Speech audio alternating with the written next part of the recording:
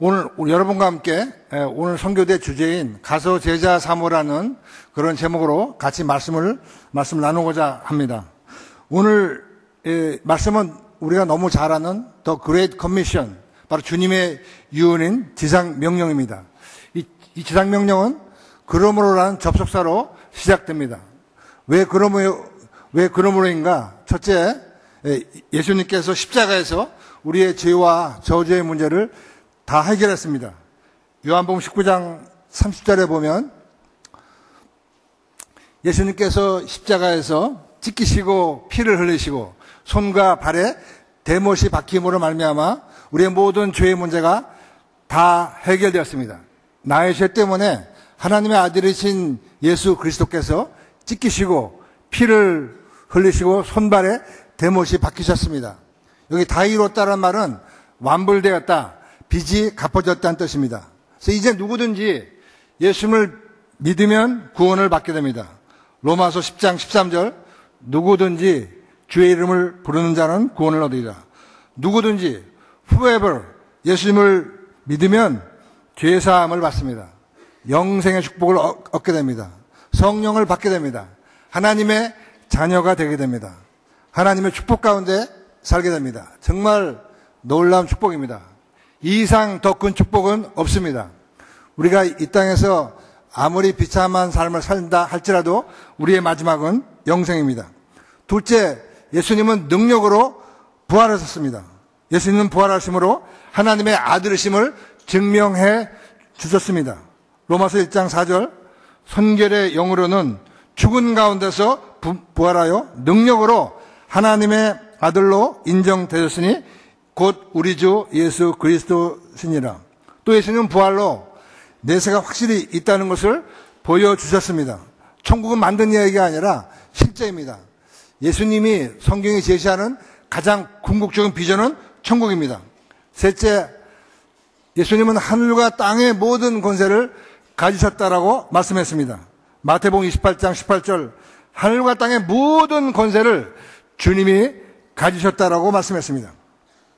넷째, 마태복음 28장 20절에서 내가 세상 끝날까지 너희와 항상 함께 하겠다고 약속했습니다.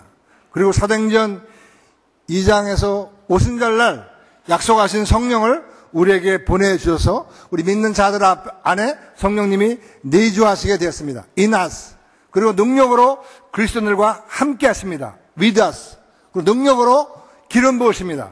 Upon us 하신다고 성경은 약속하고 있습니다. 명령만 주신 것이 아니라 이 지상 사명을 감당할 수 있는 능력도 주셨습니다. 이것이 그러므로의 의미입니다. 놀라운 축복과 약속입니다. 그런데 불행하게도 우리들이 무지하고 믿지 못하기 때문에 하나님의 능력을 경험하지 못하고 있는 것입니다. 지금까지 수많은 선교사들이 이러한 약속을 믿고 헌신해서 놀라운 사역들을 이뤄낸 것을 알 수 있습니다. 지상명령에서 가서 세례를 주고 가르쳐 지키게 하라는 동사는 바로 본동사를 설명하는 분사이고 본동사는 제자를 삼으라는 것입니다. 지상명령의 핵심은 제자를 삼으라는 것입니다. 이것은 옵션이 아니고 주님의 명령입니다. 제자 사역은 주님의 지상명령인 동시에 또한 지상명령 성취 전략입니다. 한국교회에서 이 제자 사역을 교회 확산시키신 분은 사랑의 교회 옥하는 목사님이십니다. 그분이 한국교회 제자 사역을 활성화시키기 위해서 만든 세미나가 바로 평신도를 깨운다는 목회자 세미나인데 한국교회 가운데서 가장 인기 있는 세미나 중에 그 하나입니다. 4박 5일의 세미나 과정 가운데서 첫 번째 강자가 이 옥하는 목사님의 광신론인데 그 내용은 제자 삼는 일은 주님의 명령이다. 제자 삼는 일은 목회의 본질이다. 본질을 붙잡는 것에 길이 있다. 당신은 미쳐야 한다. 목회의 본질은 사람에게 미치는 것이다. 바로 이런 내용입니다. 예수님은 우리에게 최고의 가치 그리고 최고의 축복을 주셨는데 바로 그것이 제자를 삼는 것입니다. 예수님도 공생의 기한 가운데 12명의 제자를 삼으셨습니다. 그러면 누가 제자를 삼아야 합니까? 지상명령은 12 제자에게만 준 것이 아니라 모든 그리스도인들에게 주신 주님의 명령이고 특권입니다. 베드로전서 2장 9절에 보면 오직 너희는 택하신 족속이요 왕같은 제사장들이요 거룩한 나라여 그의 소유된 백성이니 이는 너희를 어두운 데서 불러내어 그의 귀한 빛에 들어가게 하신 자의 아름다운 덕을 선전하게 하려 하심이라고 말씀하고 있습니다. 이 베드로전서는 이 베드로가 소아시아에 흩어져 있는 평신도들에게 쓴 편지입니다. 바로 모든 평신도들이 왕같은 제사장이라는 것입니다. 이 말씀은 이제 다음 시간에 아마 김동호 목사님이 상세하게 더 구체적으로 말씀을 풀어주실 것입니다. 사도행전 1장 8절에 보면 오직 성령이 너에게 임하시면 너희가 권능을 받고 예루살렘과 온 유대와 사마리아와 땅끝까지 이르러 내 증인이 되리라고 약속했습니다. 예수를 믿는 모든 사람들은 우리 안에 성령님을 모시고 있습니다. 고린도전서 3장 16절 너희가 하나님의 성전인 것과 하나님의 성령이 너희 안에 거하시는 것을 알지 못하느냐. 옥가는 목사님은 성령을 받은 모든 그리스도인들은 사도의 계승자요 사도의 사명자라고 말씀했습니다. 지상명령이 모든 그리스도인들에게 해당된다는 것은 우리가 사도행전을 읽어보면 너무 잘 이해할 수가 있습니다. 유대와 사마리아에서 복음을 전한 사람들은 사도들이 아니라 빌립 집사였습니다. 또 사도 바울에게 큰 충격을 주었던 첫 번째 순교자도 스데반 집사였습니다. 그리고 세계 선교를 감당했던 안디옥 교회를 세운 사람들도 무명의 평신도들이었습니다. 모든 그리스도인들이 바로 제자를 삼아야 합니다. 그러면 어디에서 우리가 이 평신도들이 제자를 삼아야 합니까? 삶의 현장인 직장과 지역에서 해야 됩니다. 삶의 현장에 빠진 제자 사역은 진정한 제자 사역이 아닙니다. 두란노에서 출발한 바로 이 데이비드 프렌 목사님의 레디칼 투게더 이 책에 보면 이런 내용들이 나옵니다. 효과적인 사역 현장은 교회가 아니라 삶의 현장이다. 삶의 현장에서 전도하고 양육하고 훈련해야 한다. 최대 사역지, 효과적인 사역지는 교회가 아니고 삶의 현장이다. 그리스도인 모두가 다 선교사이고 삶의 현장은 선교지이다. 모든 그리스도인들은 사역의 구경꾼이 아니라 사역의 주인공이 되어야 한다. 교회의 성공은 얼마나 교회가 평신도들을 무장시켜서 사역하게 하느냐에 있다. 급진적인 삶의 근거는 단 하나, 은혜의 복음뿐이다라는 그런 내용들이 나오고 있습니다. 한국교회 대안이 될 만한 내용들이 이 안에 너무 잘 나와 있습니다. 아직까지 이 책을 구입하지 않으신 분들은 오늘 꼭 구입하셔가지고 읽어보시면 굉장히 도움이 되실 것입니다. 여기 책에 보면 그런 내용들이 나옵니다. 교회에서 어떤 위치에 있든지 절대로 잊지 말라. 하나님의 나라를 세워가는데 열애는 없다. 사역 현장에 과감히 뛰어들기에는 여러모로 부족하고 은사가 없고 재주가 모자라고 자격을 갖추지 못했다고 생각하는가? 터무니없는 착각이다. 하나님의 말씀이 눈앞에 있고 성령님이 중심에 살아 숨쉬고 모든 민족으로 제자를 삼으라는 하나님의 명령이 손안에 있다. 직장인이든 변호사든 의사든 컨설턴트든 건설 현장 노동자든 교사든 학생이든 일터를 주름잡는 전문가든 집안을 쥐고 흔드는 전업주부든 삶의 현장에서 복음의 씨앗을 퍼뜨리고 땅끝까지 하나님의 영광을 선포하는 일에 목숨을 걸게 해주시기를 하나님께 요청하라. 그런 내용이 나와 있습니다. 삶의 현장에서 모든 직장인들이 복음을 전파하라는 내용이 나오고 있습니다. 삶의 현장에서 생명의 복음을 전파해야 되고 제자를 삼아야 합니다. 세계가 복음화되기 위해서는 빌 브라이트 박사나 로렌 커닝엄 박사님 말씀하신 같이 삶의 7대 영역이 복음화되어야 됩니다. 정치, 경제, 교육, 종교, 가정, 언론, 예술, 삶의 각 분야에 하나님의 나라가 임해야 됩니다. 바로 직장 사역이 일어나야 합니다. 교회가 이 평신도들이 이 일을 하도록 도전해야 합니다. 세계 인구의 반 이상이 도시에 살고 있고 또 갈수록 도시화 비율은 급증하고 있습니다. 따라서 이 도시 선교가 세계 선교에 너무 중요한 그런 상황입니다. 이 도시 선교에 있어서 직장 선교, 주부 선교는 전략적입니다.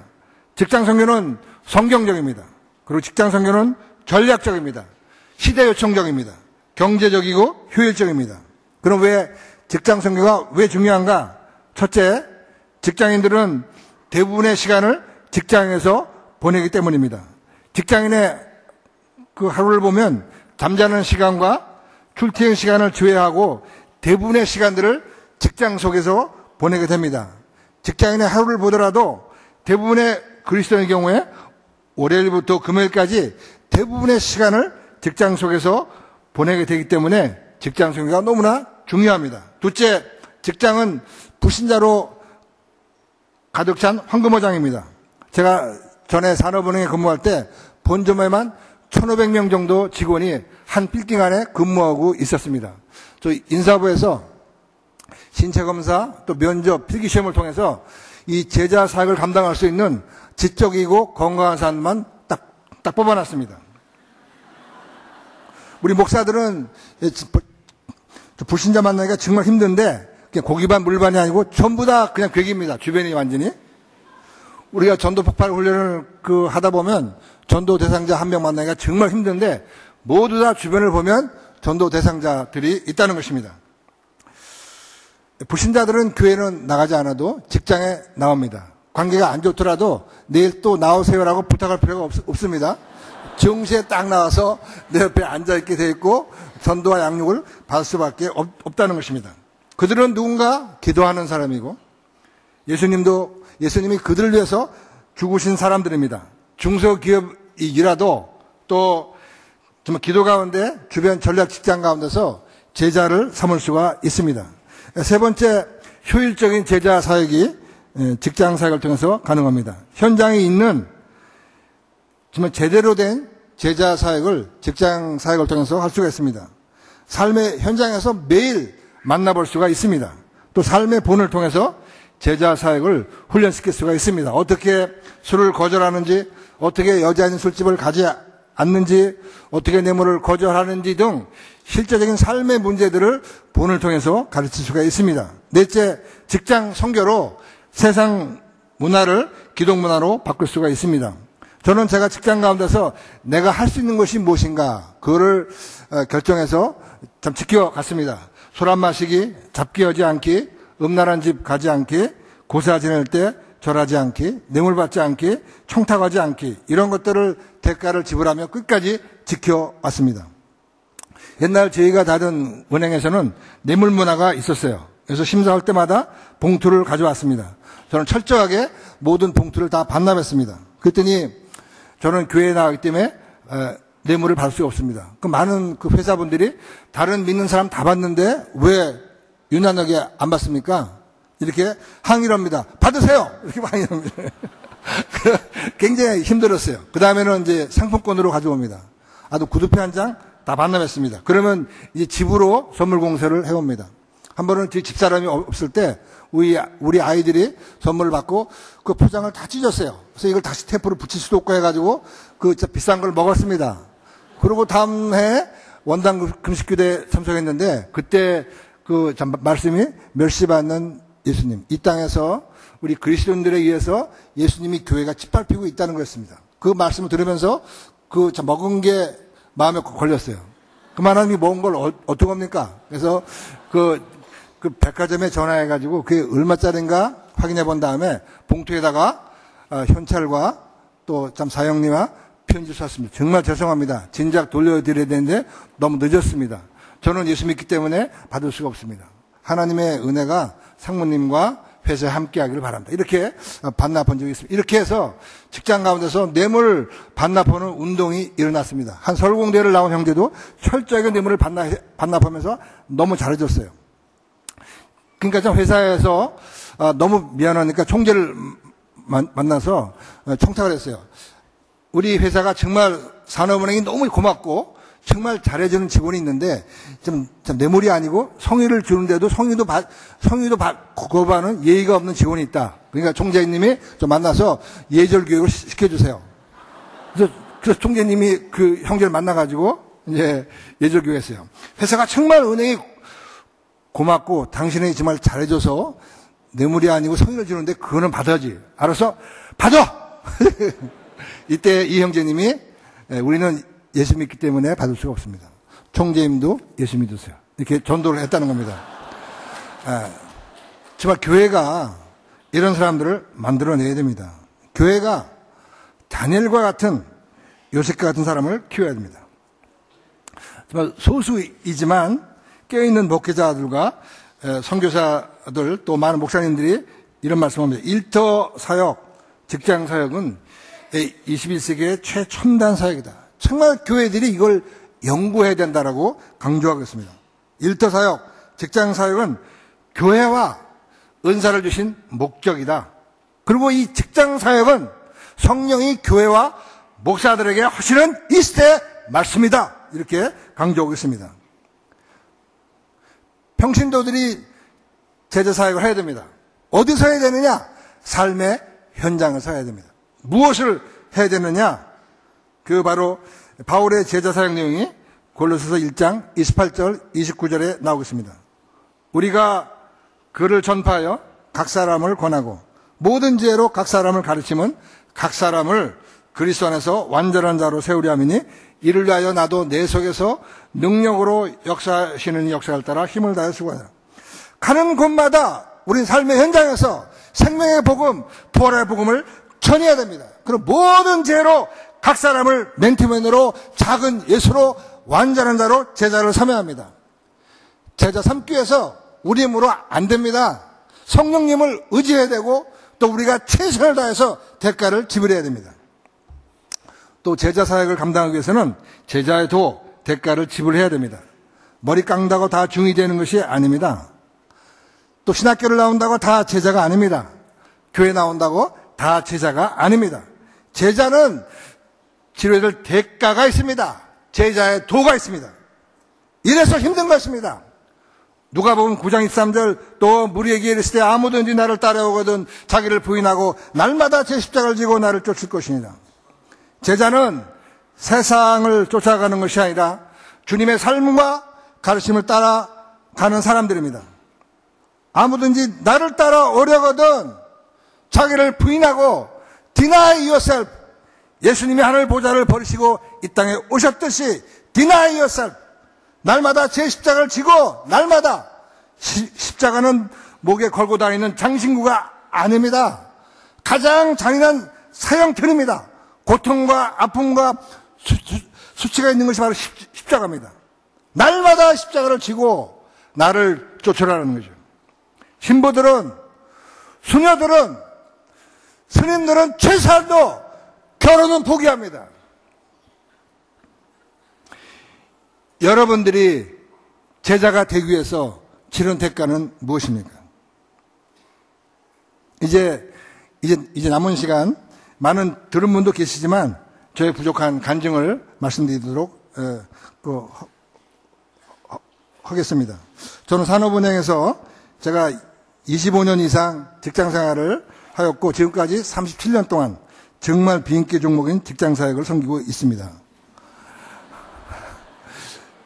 예수님을 믿기 전에 저의 삶은 하루도 안 빼놓고 술 마시고 하루에 한갑 반씩 담배를 피우고 셋이 모였다면 고스톱 치고 업자들과 안 좋은 데를 드나들던 그런 죄인이었습니다. 그러다 입행동기의 간절한 권면, 교회 한 번만 가자. 그 권면에 이끌려 교회를 가게 된 것이 이 자리에 서게 된 계기가 되었습니다. 그리고 1년 후에 직장 동료로부터 복음을 듣게 되었습니다. 예수님이 하나님의 아들이시고 그분이 나의 죄 때문에 찢기시고 피 흘리시고 손발에 대못이 박히셨다. 이제는 누구든지 예수님을 믿으면 영원한 생명을 얻는다는 복음이 저에게 너무 큰 충격이 됐어요. 그날 밤 76년 12월 4일 밤 9시 저는 예수님을 나의 구주로 영접하게 되었고 거듭나게 되었습니다. 그 후에 마태복음 6장 33절 너희는 먼저 그의 나라와 그의 일을 구하라. 그럼 이 모든 것을 너에게 더하시라는 약속을 붙잡고 모든 것을 다 내려놓고 영적인 것들을 사모하게 되었습니다. 직장을 다니면서 매일 아침 3시간 이상씩 말씀과 기도에 투자했습니다. 시간 나는 대로 성경과 경건서적을 읽었습니다. 말씀 테이프를 무진장 많이 들었습니다. 어떤 때는 하루에 몇십 개씩 테이프를 듣는 날도 있었습니다. 예배를 사모했습니다. 특별히 성경 암송을 많이 했습니다. 69절, 189절, 549절까지 암송했습니다. 그리고 직장을 다니면서 창세기부터 요한계시록까지 사역에 도움이 될 만한 성경구절 700구절을 더 적어서 암송해서 1240개의 카드를 암송했습니다. 하나님은 저에게 특별 암송에 대한 마음을 주셔가지고 갈라디아서, 에베소서, 빌립보, 골로새서, 데살로니가 전후서, 디모데 전후서, 디도서, 빌레몬서, 야고보서, 베드로 전후서, 요한일서, 산상수훈, 로마서 8장, 고린도전서 13장, 시편 119편까지 암송하게 했습니다. 하루에 30개씩 암송한 날도 있었습니다. 지금은 이걸 다 복습할 수 없기 때문에 하루에 709절씩, 하루에 50개씩 날마다 복습하면서 주야로 말씀을 묵상했습니다. 길거리를 다닐 때나 화장실에 있을 때나 항상 카드를 돌리면서 주야로 말씀을 이렇게 하고 있습니다. 어디에서나 주야로 말씀을 묵상합니다. 그리고 자연스럽게 예수님을 믿은 후에 바로 전도하게 되었습니다. 예수 믿은 초창기에 몇 년 동안 산업은행에서 수백 명 직원을 전도해서 50명 이상의 직원들이 예수를 영접했는데 대부분이 교회를 나가지 않는 사람들이었고 남자들이었습니다. 지금까지 하나님의 은혜로 지금까지 7,000명 이상 개인 전도하는 은혜를 받았습니다. 직장을 그만둔 뒤 지난 10년 동안 매년 400명씩 전도 목표를 세우고 전도해 오고 있습니다. 병원, 택시 전도, 터미널 전도들을 통해서 전도하고 있습니다. 금년에는 95명을 전도했습니다. 한 달이면 10명 이상의 택시 기사분들이 예수님을 영접합니다. 직장 가운데서 그렇게 세상적인 사람들이, 그렇게 술을 먹던 사람들이 지금 목사가 되고 선교사가 되고 사모가 되고 장로가 되고 평신도 사역자가 되는 일들이 일어나게 되었습니다. 처음에는 마음은 뜨겁고 술, 담배는 끊어지지 않고 해서 술 마시면서 담배 피면서 전도했습니다. 근데 이렇게 하다 보니까 쪽팔려가지고 초창기 때 우리 집사람 말에 의하면 봉급의 반을 전도비용으로 썼다라고 얘기를 했습니다. 대부분 직원들을 다 점심 식사 약속을 해서 제 별명이 밥 사주는 사람으로 이렇게 명명되기도 했습니다. 거절도 많이 당하고 조롱과 비웃음 많이 당했습니다. 쟤 미쳤다, 웃기네, 야 저리 가, 재수없어, 이런 말들을 많이 들었습니다. 하나님이 여러분들에게도 지금까지 수많은 전도 기회를 주었을 것입니다. 몇백 번, 몇천 번 주셨는데 지금까지 여러분의 전도를 통해서 구원받은 영혼은 몇 사람입니까? 여러분을 통해서 거듭난 사람은 몇 사람입니까? 만약에 없다면 잘못 사는 것입니다. 남은 생애라도 전도 훈련 받으시고 평생 전도하는 삶을 사시기를 바랍니다. 신앙생활의 결론은 전도입니다. 정말 성경을 믿는다면, 천국과 지옥을 믿는다면 전도해야 됩니다. 전도는 선택이 아닙니다. 전도는 필수입니다. 전도는 은사가 아닙니다. 명령입니다. 사명이고 특권입니다. 좀 심하게 말하면 전도하지 않는 사람은 전도 대상자입니다. 다시 복음을 전해줘야 돼요. 그리고 정말 그런 사람들은 점검해봐야 돼요. 내가 거듭난 신자인가를 점검해봐야 됩니다. 제대로 거듭났다면 전도하지 않을 수가 없습니다. 바울은 로마서 9장 1절에서 3절, 내가 큰 근심이 있는 것과 그치지 않는 고통이 있는데 내 친척, 일가 친척, 나의 부모 형제 지옥 가는 것 때문에 내가 고통스럽다는 거죠. 내가 지옥 갈 망정 그들이 구원받기를 원했습니다. 이게 올바로 된 신앙이라고 생각합니다. 그러나 전도는 설교를 들어서 되는 것이 아니고 훈련을 받아야 합니다.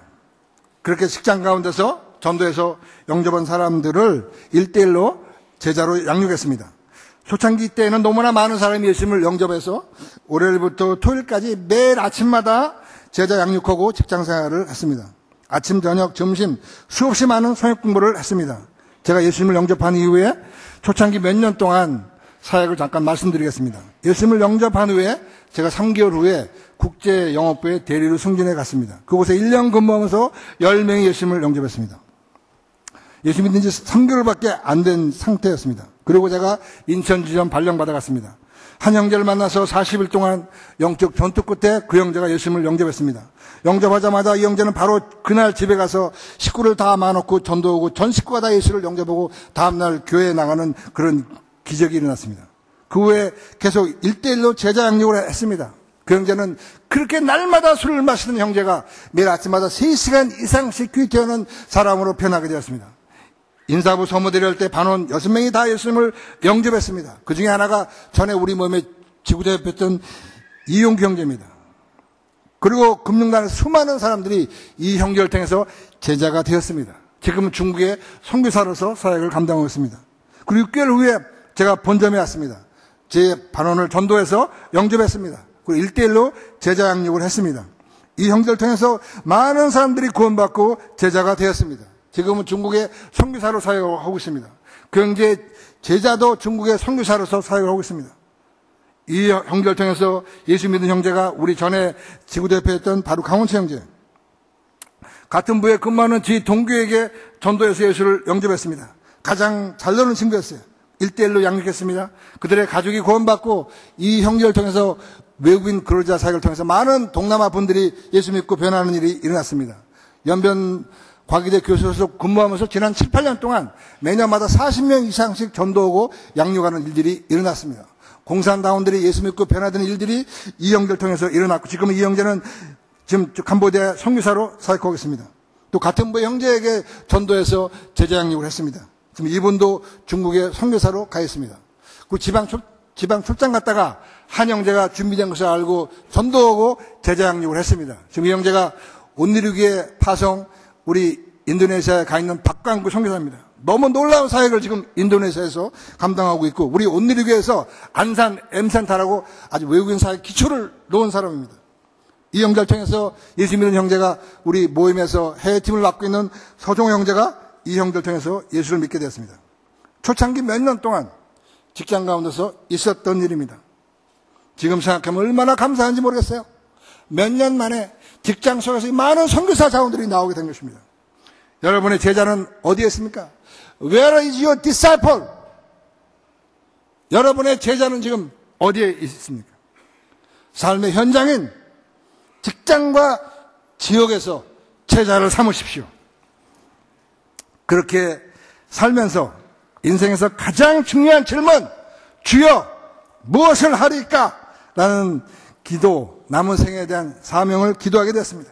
을지로이크 본점 근무할 때 성령님께서 을지로이크 본점의 건물들을 생각나게 하시면서 직장 선교에 대한 소명을 받게 되었습니다. 여러분의 남은 생의 사명은 무엇입니까? 여러분의 남은 생에 대한 사명이 무엇입니까? 없다면 정말 간절하게 기도하세요. 주여! 내가 무엇을 하리까? 그 계시를 들으세요. 아버지의 음성을 들으시고 순종하시기를 바랍니다. 셋째, 을지로이크의 그렇게 해서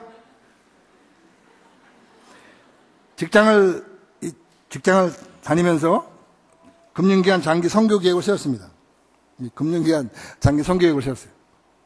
여기 내용을 보면 을지로이크 주로 이 본점 지역에서 제자를 삼자, 서울 지역의 직장인 밀집 지역에서 제자를 삼자, 이 모델을 전국으로 확산시키자. 그리고 이 모델을 광주 상해뿐 아니고 전 세계에 확산시키자. 이런 바로 계획입니다. 비전과 사명을 이루기 위해서 수많은 성역 공부와 제자 사역을 감당했습니다.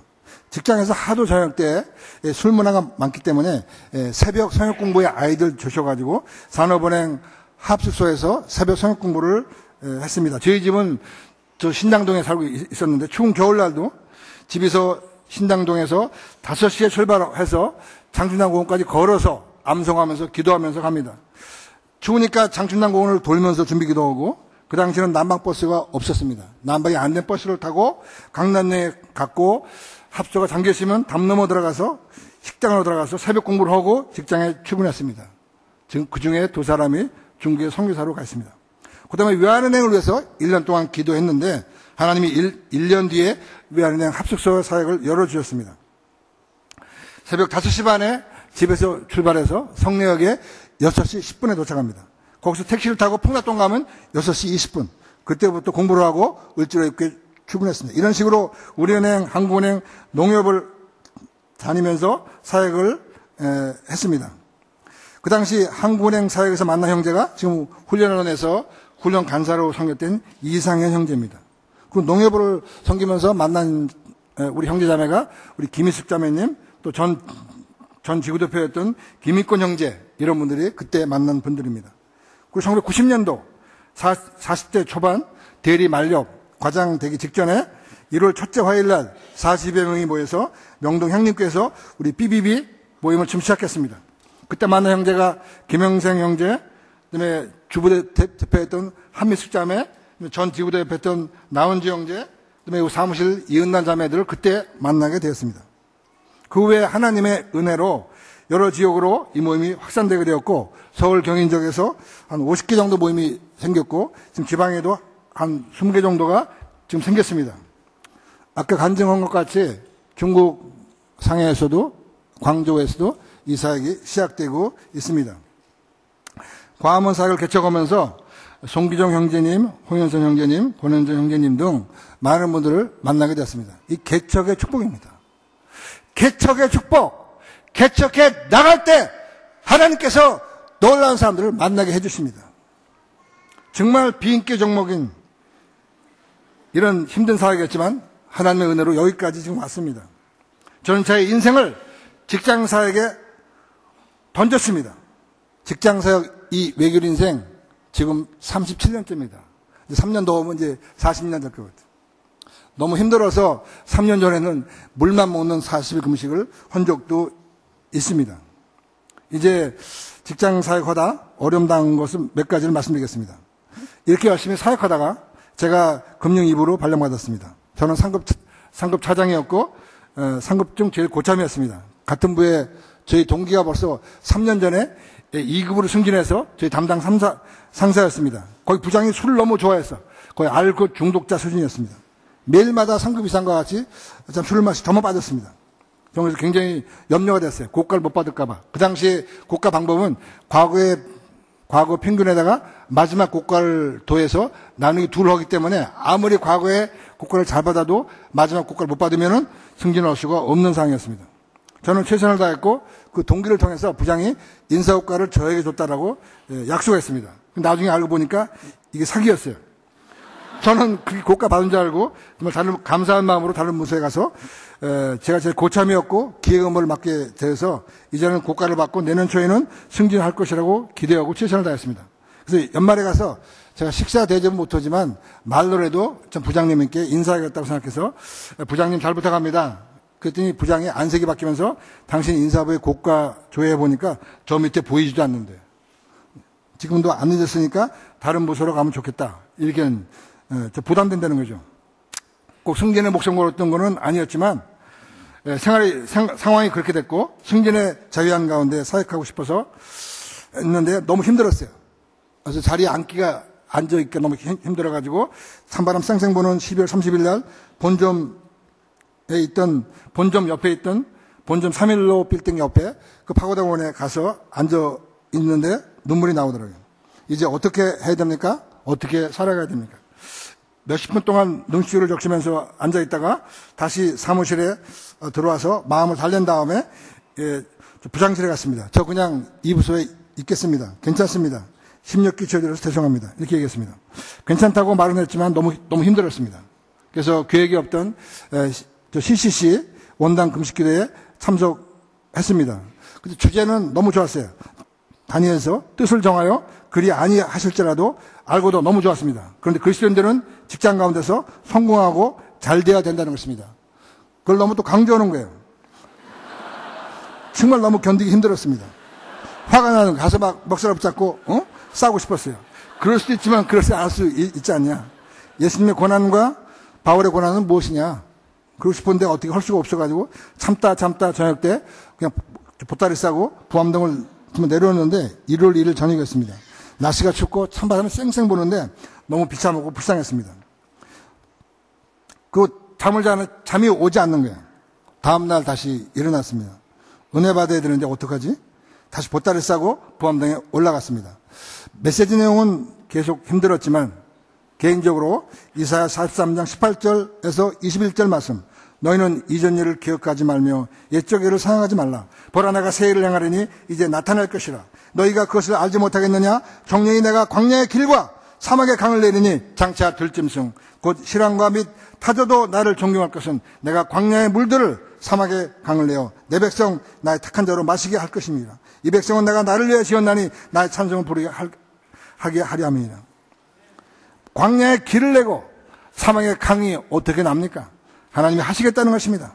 더 나아가서 마시게 하고 찬송을 부르게 하겠다는 말씀이 큰 저에게 위로가 되면서 눈물이 막 그냥 나오더라고요. 그때 제 마음속에서 나온 바로 기도, 이제 다시는 곡과 승진 신경 안 쓰겠습니다. 저를 부족하지만 사용해 주십시오. 이제 다시는 곡과 승진 신경 안 쓰겠습니다. 저를 하나님 사용해 주세요. 정말 어려운 상황을 그래도 하나님의 은혜로 이 말씀 때문에, 이 한 말씀 때문에 잘 견딜 수가 있었습니다. 그 후에 우리 부장이 너무나 제가 불쌍했는지 최고 고가권자와 함께 점심 식사를 주선했습니다. 술을 권하길래 저는 술 못 마십니다. 근데 이분이 굉장히 기분이 나빴나 봐요. 이런 친구는 매장시켜야 된다.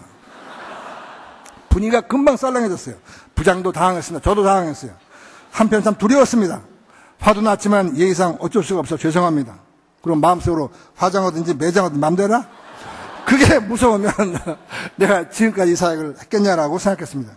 그런데 그 이후에 어떻게 됐는지 모르지만 하나님의 은혜로 2급으로 승진해서 제가 천안지점으로 발령받아 가게 되었습니다. 당시 상황은 IMF 직전이었습니다. 사역하다 탈진해서 매일 하루에 판코레를 4병, 5병 먹지 않으면 근무할 수가 없었습니다. 노대 측은 아무것도 준비하지 않았습니다. 자녀가 둘, 하나는 고등학교 1학년, 대학교 1학년, 한창 많이 돈이 들어갈 때입니다. 앞이 안 보이는 시계체로 상태였어요. 안식해야겠다고 생각하면서 하나님 저는 건강 회복과 노후 대책을 준비해야겠습니다. 기도하면 너 사역 계속 해라. 너 지방사역 해달라고 계속 기도했잖냐. 이런 마음을 주셨어요. 그래서 아무런 대책 없이 정말 믿음으로 사역했습니다. 천안 직장인 모임을 개척했습니다. 전략 직장 신회를 방문하고 시청, 군청, 전화국 전화해서 교회 신회 충무 바꿔주세요. 없다 그러면 아무나 바꿔주세요. 이렇게 그렇게 해서 천안 모임을 개척했습니다. 같은 해 동역자들과 함께 대전과 청주 모임을 개척했습니다. 그때 지금 천안 대표인 양진호 형제를 만나게 되었고, 청주 모임을 통해서 우리 황희연 형제님과 현재 지구대표인 권선호 형제님을 만나게 되었습니다. 당시에 일정을 보면 제가 월요일 날에는 천안 모임에서 저 메시지하고 성역부모님도 오고, 화요일 날은 기차를 타고 제가 대전에 가서 메시지하고 성역부모님도 오고, 목요일 날에는 청주에 시외버스 타고 가서 메시지하고 성역부모님도 오고, 우리 금요일 날에는 천안 순장 모임, 토요일 날에는 청주에 전도 모임, 주일 날은 교회 나오고, 이렇게 생활했습니다. 판코를 항상 가지고 다니면서 사역했습니다. 직장일은 참 새벽에 집에 가져가서 일을 하기도 했습니다. 그렇게 해서 직장인 모임이 지방에도 확산되었습니다. 지금 전국에 22개 정도 모임이 생기고 있습니다. 그렇게 하다가 1998년 12월 정리해고 되었습니다. 당시 제 나이가 50세였습니다. 한편 하나님께 소원했어요. 조금 더 다니다가 그만두면 안 됩니까? 너무하십니다. 그때 그 하나님께서 관계전도했던 관계전도 보고서를 보게 하시면서 내 직장 생활은 헛되지 않았다. 의미가 있었다. 많은 사람이 너를 통해서 구원받았지 않았냐? 그런 말씀으로 위로해 주셨습니다. 그리고 주님께서 내가 너의 남은 인생을 인도해 준다.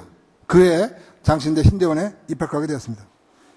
돌이켜보면 한편 뭐가 그렇게 무서워서 좀 더 담대하게 전도하지 못했나? 뭐가 그렇게 무서워서 좀 더 담대하게 살지 못했나라는 그런 아쉬움이 있었습니다. 신대원을 다니면서 탈진된 상태에서 젊은 사람들과 함께 히브리 헬라 하느라고 머리가 쥐가 났습니다. 그리고 고액 봉급을 받다가 전도사 봉급이 월 40만이었어요. 사역비도 되지 않았습니다. 정해진 날짜에 돈이 들어왔나 통장을 찍어보면 돈이 안 들어왔어요. 또 찍어보고 또 찍어보고. 돈이 없으니까 내가 어떻게 이렇게 비참하게 됐나, 그런 생각이 들기도 했습니다. 자녀들에게 용돈을 못 주는 아빠가 됐습니다. 친척 시선들이 곱지가 않았습니다. 또 예수에 미쳐서 정리해고 당하고 몸 다 망가지고 아이들 이제 한창 돈 들어가는데 꼴 좋다. 이런 눈치였습니다. 정말 명절이 참 싫었습니다. 창피하고 부끄러웠습니다. 신대원 3년 동안 창밖을 보면서 세월아 빨리 와라 하면서 신대원 생활을 했습니다. 지금 돌이켜보면 다 하나님의 아름다운 추억이었습니다. 가정이 바탕이 안 된 게 하나님의 은혜입니다. 또 자녀들을 지켜주시고 축복하신 것이 하나님의 은혜입니다. 지금까지 사역하게 하신 하고 또 하나님의 은혜입니다. 이제 마지막으로 두 말씀을 보고 마치겠습니다. 계시록 2장 4절 5절 그런 나를 책망할 것이 있느니 너의 처음 사랑을 버렸느니라. 그러므로 어디서 떨어진 것을 생각하고 회개하여 처음 행위를 가지라. 만일 그리하지 아니하고 회개치 아니하면 내가 내게 임하여 내 주제를 그 자리에서 옮기리라. 호세아 6장 1절 오라 우리가 여호와께로 돌아가자.